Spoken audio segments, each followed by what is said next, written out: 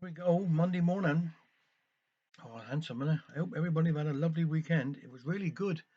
I gotta say that, and see all the plants coming out. We got the greenhouse up there now, and got a few tomatoes in, and well, just started actually. So I aren't picking yet, but won't be long.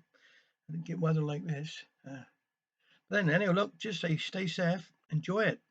Late evenings, early mornings. Get out and get on, and let's do what we can for others as well. Keep the community spirit going. That's all I can say. Now, birthdays. Well, Saturday gone was my grandson's Jake Smitherham. Happy birthday to Saturday gone, Jake. Oh, and my niece's birthday, Heather Stanton. That was on Saturday. Now, Nick Reynolds is today. Happy birthday to Nick up there at the Bird Paradise. Happy birthday to you, boy.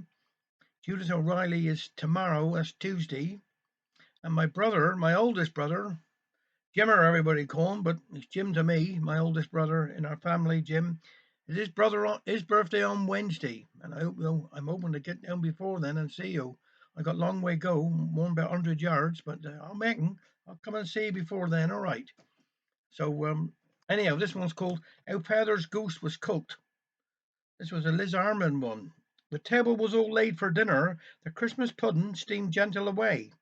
The rooty and broccoli were done to a turn when Joe heard his dear wife say, "Oh, go off to the bakehouse now, Feather. Our goose must be ready to eat.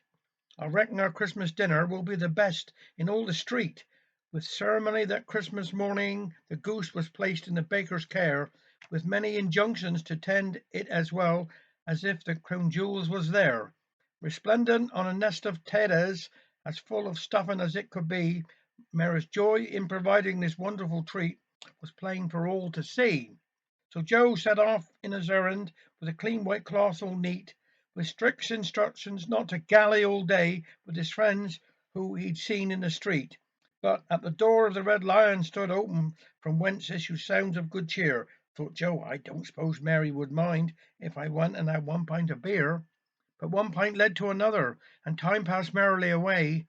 The Schwammergren slipped easy down his throat until he heard someone say, "Aren't you supposed to be fetching your dinner? I don't know what Mary will say. If you don't hurry up and get back home, come on, Joe, be on your way." And lurching out of the bakehouse with cloth-covered goose in his hand, a sight met his eyes that delighted his heart, a sweet Carolinian band.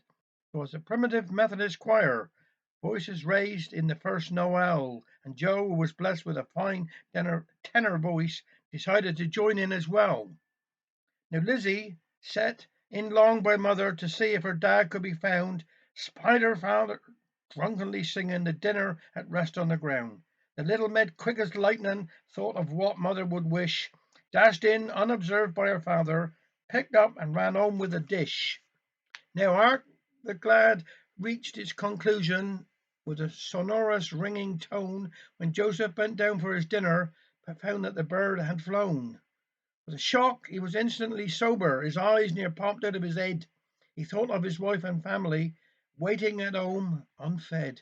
Up and down the streets of Newland he searched for that dastardly thief, but no sign of the goose and roast taters. His heart felt like that bursting with grief. Laden foot, he now turned homeward, afraid of what Mary would say when she learnt through his drunken behaviour there'd be no Christmas dinner that day. Slowly he reached his cottage, took a breath and threw open the door, saw the remains of the goose on the table, the children at play on the floor. "Sit down, not a word now," said Mary. "Believe this, my son, if you can. Thanks to Lizzie, we've all had our dinner, but for you, Joe, there's nothing, my man." Tongue pie was his portion that Christmas, tongue pie without stuffing his lot, abused and berated for hours on end, made it a Christmas he never forgot.